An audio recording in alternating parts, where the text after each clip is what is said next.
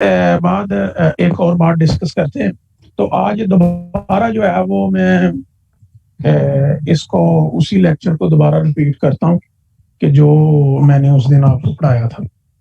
उसमें सबसे पहले बेटा मैं आज एग्रीकल्चर सेक्टर की बात करूंगा। मैंने पिछले लेक्चर में भी आपको ये बात बताई थी कि एग्रीकल्चर सेक्टर होता क्या है। हमारा जो ये टॉपिक था, अगर आप स्लाइड्स ओपन करें तो उसमें फर्स्ट मैंने टर्म लिखी है एग्रीकल्चर सेक्टर। उसके बाद मैंने नीचे लाइन में लिखा है role of agriculture sector in economic development. उसके बाद मैंने एग्रीकल्चर फाइनेंस या की बात की थी। अब अगर हम सिर्फ एग्रीकल्चर सेक्टर की बात करें तो एग्रीकल्चर सेक्टर जो है उसकी एक बड़ी इजी डेफिनेशन है कि मैं उर्दू में पहले आपको समझाता हूं कि आपने जो टर्म एग्रीकल्चर है ना वो टू वर्ड से हमने ड्राइव किया। लैटिन वर्ड्स हैं, वो कौन से हैं? एगर और एग्री मीन्स सॉइल कि जमीन है, और कल्चरा का मतलब है कल्टीवेशन। तो आप ये इनका जो एग्रीकल्चर सेक्टर सारे का मतलब है कि रीयरिंग ऑफ प्लांट्स एंड एनिमल्स। तो इसका मतलब ये है कि प्लांट्स और जो जानवर हैं उनको पालने का जो है आपका। अच्छा जी, हम बात कर रहे थे एग्रीकल्चर सेक्टर की डेफिनेशन पे। अभी आपने मुझे बेटा बता देना है, आवाज आ रही है ना कंटिन्यूसली, कोई इश्यूज नहीं है? जी सर, कोई इशू नहीं है। अच्छा चले, मैं अब एग्रीकल्चर सेक्टर जो है ना उसकी आसान तरीन जो डेफिनेशन है वो है कि रीयरिंग ऑफ प्लांट्स एंड एनिमल्स। अब मैं बेटा आपको एक एक लाइन करके आज पढ़ा रहा हूं, आपने ये बड़े ध्यान से लेक्चर जो है ना सुनना है। अब है अच्छा जी, अब जो अगर आपके सामने अगर स्लाइड्स खुली हुई हैं, ओपन की हैं आपने, तो उसमें जो टर्म एग्रीकल्चर है वो मैंने आपको बता दी। इसके बाद है कि ये अप्लाइड साइंसेज है जिसमें क्रॉप प्रोडक्शन है, हॉर्टिकल्चर है, लाइव स्टॉक है, रीयरिंग है, फिशरीज है, फॉरेस्ट्री है, ये सारी चीजें इसमें शामिल है। इसके बाद अगर हम तीसरी लाइन की बात करें तो इसमें जो फार्म ऑपरेशंस है स्किलफुल मैनर में। अब हर बंदा तो हाले ना चला सकता, हर बंदा ट्रैक्टर नहीं चला सकता, हर बंदा जो है वो आपकी एक एक्सपर्ट की तरह, एक फार्मर की तरह जो है वो बीज नहीं बो सकता, फसल नहीं उगा सकता। तो ये आर्ट है, आर्ट मीन्स फन है, ये आपका ये उगाने का फन है, फसलें उगाने का फन है, जानवर पालने का फन है, ये फसलों को की पैदावार बढ़ाने का फन है, इसको हम एग्रीकल्चर से कहते हैं। अब ये इसमें देखा जाए तो ये तमाम यूज करते हुए जो साइंटिफिकली प्रिंसिपल्स हैं उनको इस्तेमाल करते हुए ये सारे मामला एग्रीकल्चर सेक्टर का हिस्सा है। अब दूसरी स्लाइड पे जरा आ जाए, जिसका इंट्रोडक्शन है। Agriculture sector defined as the art and science of growing plants, other crops and the raising of animals for food, other human needs or economic gains। कि एग्रीकल्चर सेक्टर वही जो मैंने आपको डेफिनेशन बताई कि ये रीयरिंग ऑफ प्लांट्स एंड एनिमल्स है। ठीक है जी। इसके बाद हम बात करते हैं इसका एग्रीकल्चर सेक्टर का जो इसमें इंक्लूड कौन कौन सी चीजें हैं। सबसे पहले इसमें बेटा इंक्लूड है आपकी क्रॉप्स है, क्रॉप्स फसलें हैं, गन्ना है, शुगर कैन है, राइस है, वीट है, मेज है, या दूसरी तीसरी जो बाकी फसलें हैं सारी इसमें शामिल है। उसके बाद आपके लाइव स्टॉक है and farming. Live stock means ये आपके जो जानवर वगैरह हैं, जो आपने भैंसें रखी हुई हैं, बैल रखे हुए हैं, गाय रखी हुई है, इस तरह की जो चीजें हैं वो शामिल हैं। इसके बाद फिशरीज है, फॉरेस्ट्री है, फॉरेस्ट वगैरह है, जंगल वगैरह है। अब हम एग्रीकल्चर सेक्टर जो है ना ये हमारी बैकबोन है। आपको पता है कि एक इंसान की जो बैकबोन है उसके बगैर बंदा सीधा खड़ा नहीं हो सकता। आपके ढांचे को सपोर्ट करने के लिए एक इंसानी जिस्म में एक चीज है जिसको बैकबोन कहते हैं। अब ये आप एग्रीकल्चर सेक्टर जो है ये भी हमारी बैकबोन है। किसकी? इकोनॉमी की, हमारी इकोनॉमी की बैकबोन है। तो 60% पॉपुलेशन जो है ना वो पाकिस्तान की वो गांव में रहती है। अब लाइव स्टॉक का वही मैंने जो शेयर पिछले लेक्चर में बताया था कि लाइव स्टॉक का शेयर जो है वो 60.54% है, क्रॉप्स का शेयर जो है वो 35.4% है, 24% है, इसी तरह फिशिंग का 2.12% है, फॉरेस्ट्री का 2.1% शेयर है। अब अगर देखा जाए तो सबसे ज्यादा जो शेयर है ना वो लाइव स्टॉक का है, जानवरों का है। आपके सामने हर साल कुर्बानी पे कितने जानवर जो है वो हलाल किए जाते हैं, कुर्बान किए जाते हैं। कितना ज्यादा आमतौर पे अगर देखा जाए, रसूलुल्लाह सल्लल्लाहु अलैहि वसल्लम हमारे आखिरी नबी जो थे, उन्होंने बाकायदा बकरियां पाली और बाकायदा बकरियों का दूध उन्होंने पिया। तो ये कुदरती तौर पर अल्लाह ताला की तरफ से ये बरकत है इन चीजों में। आपका जो लाइफ स्टॉक है इसमें अल्लाह ताला ने एक बरकत डाल दी कि बकरियां अब एक बंदा पालता है तो वो कभी भी भूखा नहीं मरता। तो ये फिर अल्लाह ताला ने इसमें बरकत भी डाली हुई है। तो लाइफ स्टॉक का और भी बहुत सारी बाकी जो चीजें हैं उनमें भी ये सारे मामलात हैं। बाकी इसके बाद जो एग्रीकल्चर सेक्टर है, इसका जीडीपी में शेयर जो है 18.5% है और इसने जो टोटल लेबर फोर्स है वो 38.5% एम्प्लॉय की हुई है, 38.5% एम्प्लॉय की हुई है लेबर फोर्स।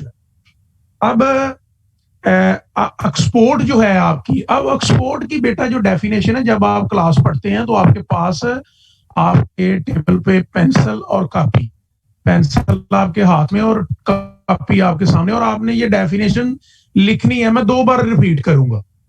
अब 2 तरह की चीजें हैं, एक को कहते हैं balance of payment. Balance of payment है difference between exports and imports is called balance of payment.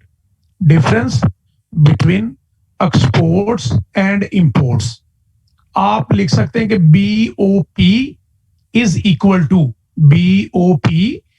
Equal to X minus M। अब नीचे वाली लाइन पे आ जाए, उधर लिखें X is equal to exports, X is equal to exports and M is equal to imports. ठीक है, तो ये आपका बैलेंस ऑफ पेमेंट है। अब नीचे डेफिनेशन लिखे जरा एक्सपोर्ट्स की। एक्सपोर्ट्स की डेफिनेशन है goods produced domestically and sold abroad. Goods produced domestically and sold abroad, कि वो सामान जो आप अपने घर में पैदा करते हैं, अपने मुल्क में पैदा करते हैं, ये मुल्क हमारा घर है, मुल्क में पैदा करते हैं लेकिन बाहर बेचते हैं आप, सोल्ड बेचते हैं बाहर, उसको कहते हैं एक्सपोर्ट्स।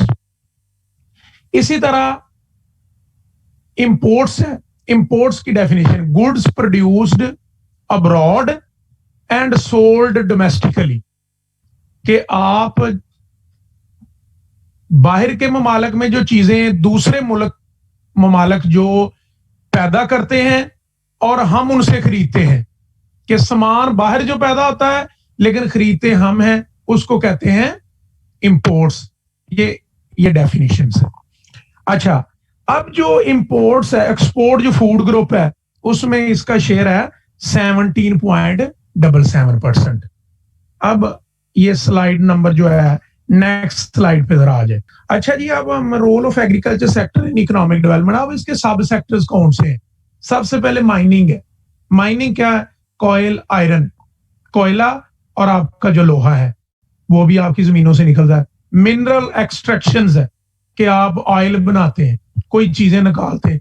सरसों आप बोते हैं तो सरसों की जमीन आप हटाते हैं, फिर आप कोल्हू से उसका तेल निकालते हैं। इसके बाद एग्रीकल्चर क्रॉप्स हैं जिसमें लाइफ स्टॉक भी आ जाता है।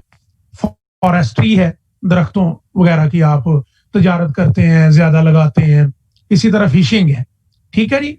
अब इसके बाद हम एग्रीकल्चर सेक्टर कि ये आपको मैं ये बात बता दूं कि एग्रीकल्चर सेक्टर जो है ये अल्हम्दुलिल्लाह पाकिस्तान में ये एक रिच और नेचुरल रिसोर्स बेस्ड सेक्टर है, कि इसमें नेचुरल रिसोर्स अल्लाह ताला ने बहुत दिए हुए। ठीक है। अब एग्रीकल्चर सेक्टर ये आपके सामने ये देखें, ये जो सब्जियां वगैरह, आप इस देखें कि जो अगर आपके घर में चावल पक रहे हैं तो वो भी फार्मिंग से आए हैं। अगर आपके घर में सब्जी पक रही है तो फार्मिंग से आई है। अगर आपके घर में दालें पक रही हैं तो वो फार्मिंग से आई है। मीन्स के इंसान की जरूरियात हैं, खाना पीना, घर, ये सारी जरूरियात हैं। आपकी जो घर में ईंट लगी हुई है वो भी मिट्टी से बनी है, और मिट्टी कहां से आई है? फार्म से आई है। ठीक है। आप जो घर में जो भी चीज पका रहे हैं, जो भी खा रहे हैं, वो आपका फूड है। और फूड कहां से आया? एग्रीकल्चर सेक्टर से आया।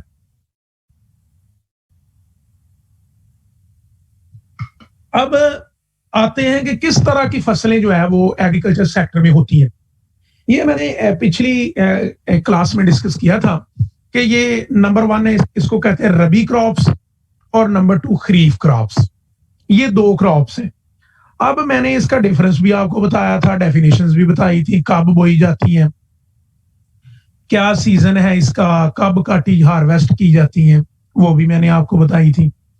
अब हम खरीफ क्रॉप की अगर बात करें, अच्छा जी, हम बात करते हैं जी खरीफ क्रॉप की।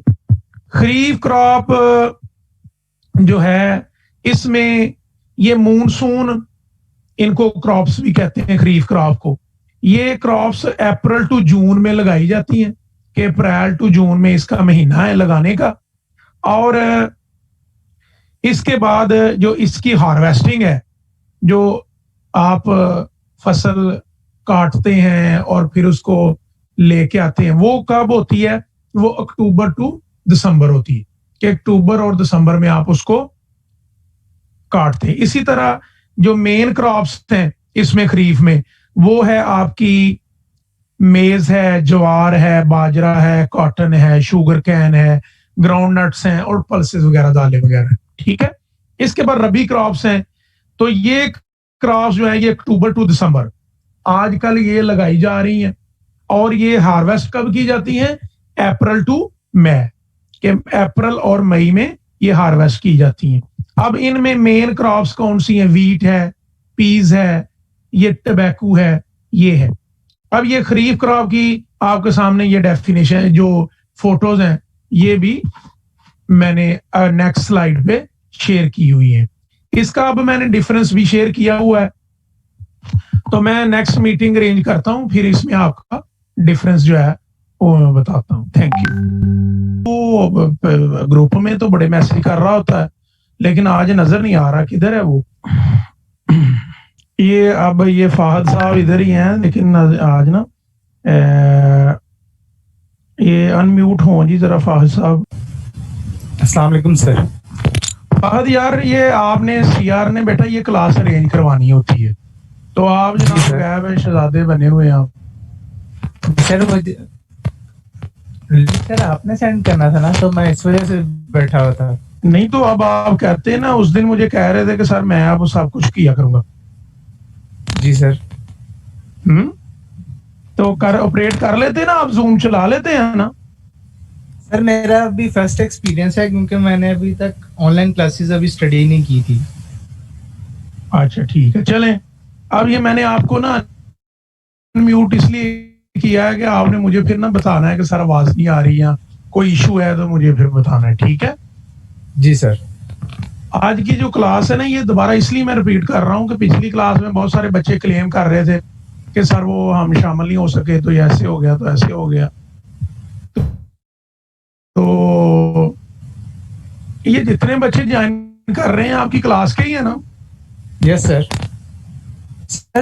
हमारे अच्छा। एक्चुअली 2 सेक्शन है, 2 सेक्शन बने हुए हैं, तो ग्रुप में वो सारे 2 सेक्शन इकट्ठे किए हैं उन्होंने। अच्छा, नहीं जो मैं आपको पढ़ा रहा हूँ तो दोनों सेक्शन ही ना मेरे पास है। जी sir.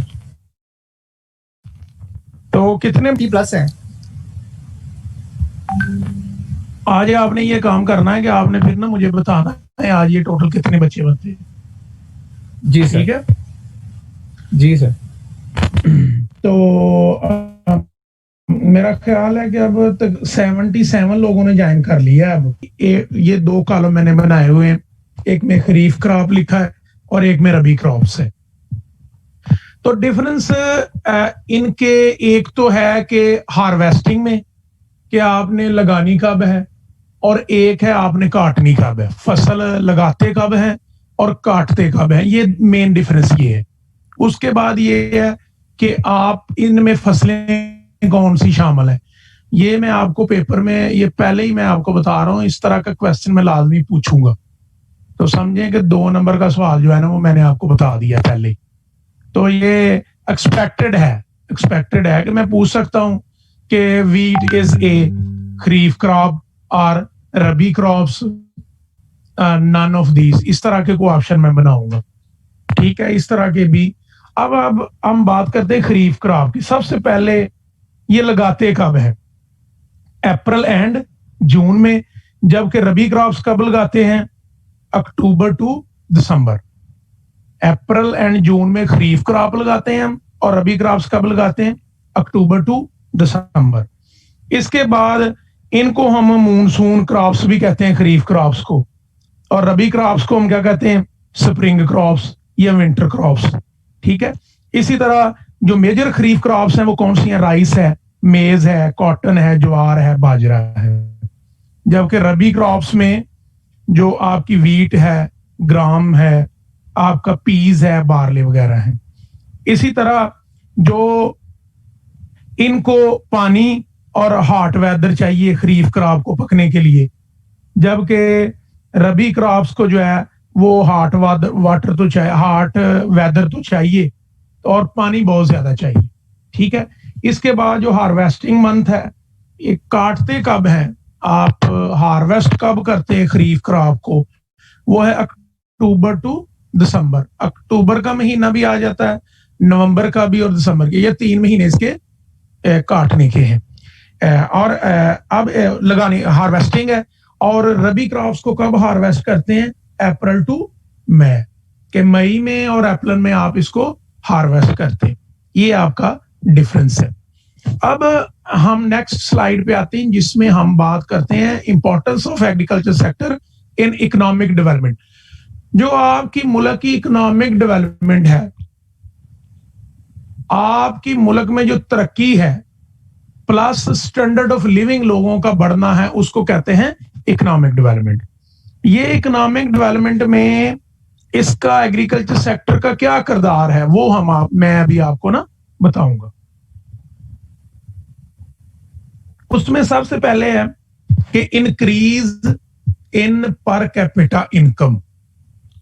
Number 2, major source of employment, reduction in poverty, supply of food, source of foreign exchange, supply of surplus labour, supply source of national income, supply of raw material, development of industrial sector, balance of payment position. अब हम इस slide की पहले बात करते हैं। Number 1, increase in per capita income. पर capita income की मैंने उस दिन आपको डेफिनेशन बताई थी। अब ये कुछ लोग फिर एडमिट हो रहे हैं। अच्छा चलें, पर कैपिटा इनकम की डेफिनेशन है total income divided by total population. कि मुल्क, अगर एक घर में आपके 40,000 रुपया आ रहा है तो 4 लोग हैं घर में, तो 40,000 को 4 पे डिवाइड कर दें तो 10,000 पर कैपिटा इनकम होगी आपकी। फी पर्सन, हर बंदे को 10,000 रुपीस मिलेंगे। इसको कहते हैं पर कैपिटा इनकम। अब क्योंकि ये बहुत बड़ा टर्म है, बहुत बड़ी टर्म है, तो इसमें आप जो मुल्क की जो टोटल कीमत है उसको हम डिवाइड करें तो वो हमारी पर कैपिटा इनकम है।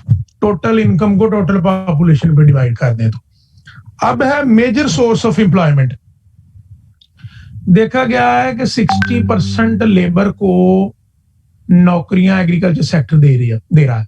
सबसे पहले उसमें क्या दे रहा है कि अगर कोई बंदा भी है, उसकी अपनी 2-3 किले जमीन है, तो वो क्या करता है, वो अपने हार्वेस्टिंग शुरू कर देता है।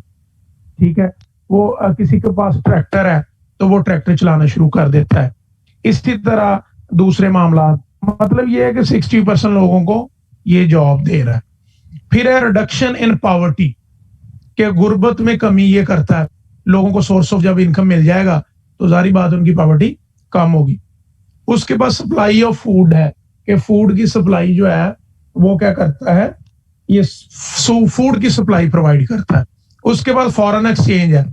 फॉरेन एक्सचेंज का मतलब ये है जब इधर से हम अपने फल सब्जियां वगैरह या और जो फसलें हैं बाहर भेजते हैं तो वहां से जो इनकम हासिल होती है उसे फॉरेन एक्सचेंज कहते हैं। इसके बाद ये सप्लाई ऑफ सरप्लस लेबर है, इस सेक्टर में सरप्लस लेबर बहुत ज्यादा है। उसके बाद है जी नेशनल इनकम है, जो आपकी national income means income of a country, income of a country, किसी मुल्क की जो इनकम है उसको नेशनल इनकम कहते हैं, ये उसका भी सोर्स बनता है।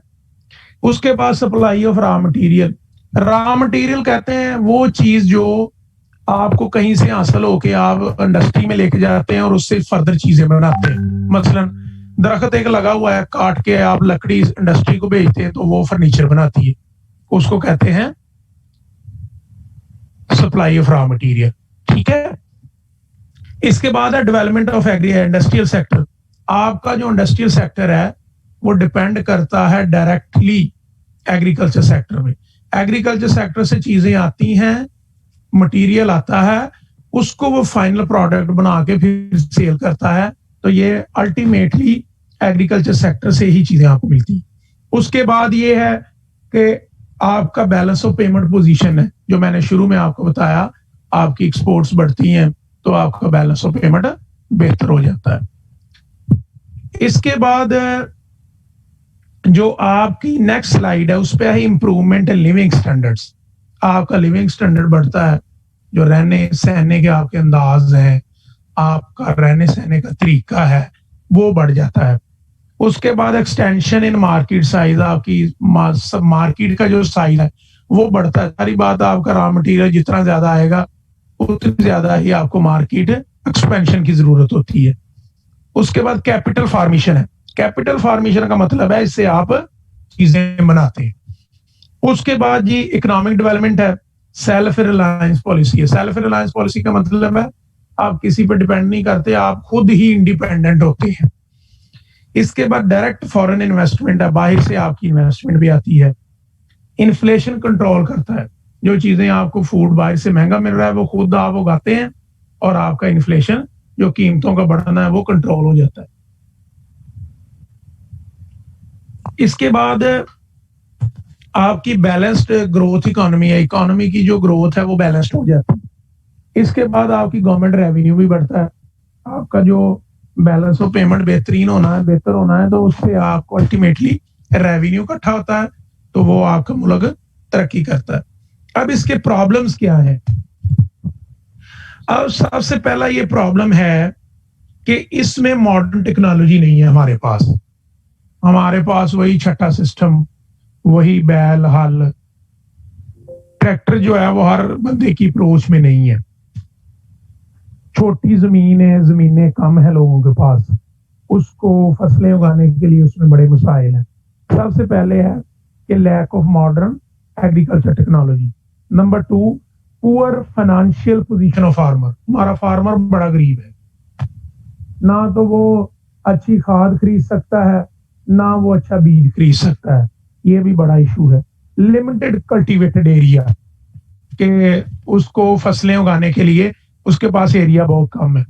वाटर लॉगिंग एंड सैलिनिटी, के उसके पास जो पानी है वो खराब है, गंदा है पानी, सेम थोर वाला पानी है।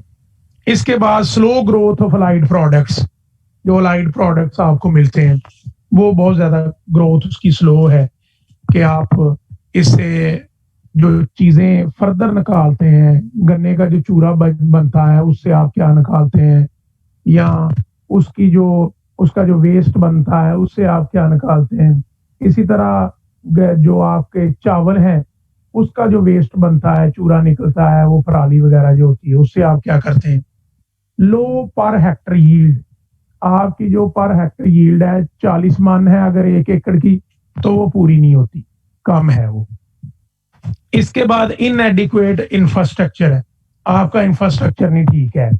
अनइकोनॉमिक लैंड होल्डिंग है, कि बहुत सारी बंजर जमीन पड़ी हुई है, वो एकड़ों में पड़ी हुई है, बस वो कब्जा किया हुआ लोगों ने, ये बड़ी है।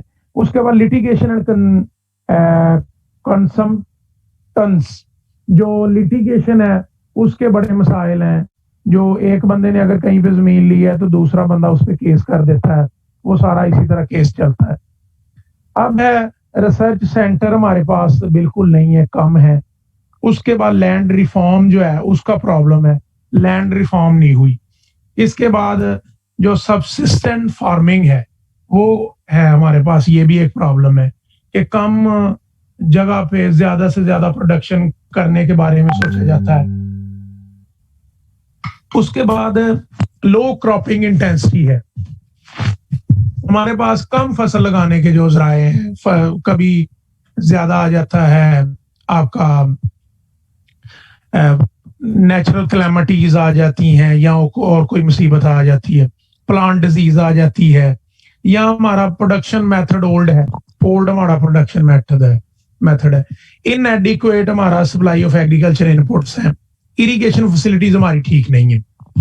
अब ये सारे जो प्रॉब्लम्स हैं, इंपॉर्टेंस है, ये हमने डिस्कस तो कर ली।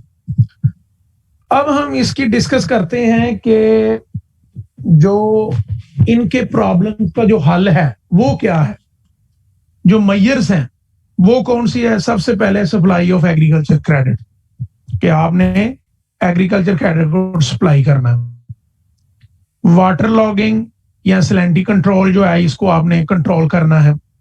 डैम्स बनाने हैं, हाई यील्डिंग वैरायटी सीड्स हमने देने हैं। मैकेनाइजेशन करनी है, ट्रैक्टर, हार्वेस्टर, एक्सवेटर या इस तरह की चीजें जो है मशीनरी लेके आनी। एग्रीकल्चर रिसर्च सेंटर बनाने, एग्रो बेस्ड इंडस्ट्रीज आपने बनानी है। टैक्स कंसेशन मिलनी चाहिए, ट्रेन फार्मर्स की ट्रेनिंग होनी चाहिए। एग्रीकल्चर प्रोडक्टिविटी जो है ना वो उसकी जो प्राइसेस है वो बेहतरीन होनी चाहिए, अच्छी प्राइस होनी चाहिए। अगर देखा जाए तो जो किसान है वो उसको प्राइस अच्छी नहीं मिलती, उसको 1300 रुपए की मान कनक उससे ले लेते हैं और 2000 की आगे गवर्नमेंट सेल करती है या अदारे सेल करते हैं, माफिया सेल करता है। तो ये भी बड़ा इशू है। इसके बाद बेटर ट्रांसपोर्ट एंड कम्युनिकेशन जो है ये उसको मिलनी चाहिए। अब ये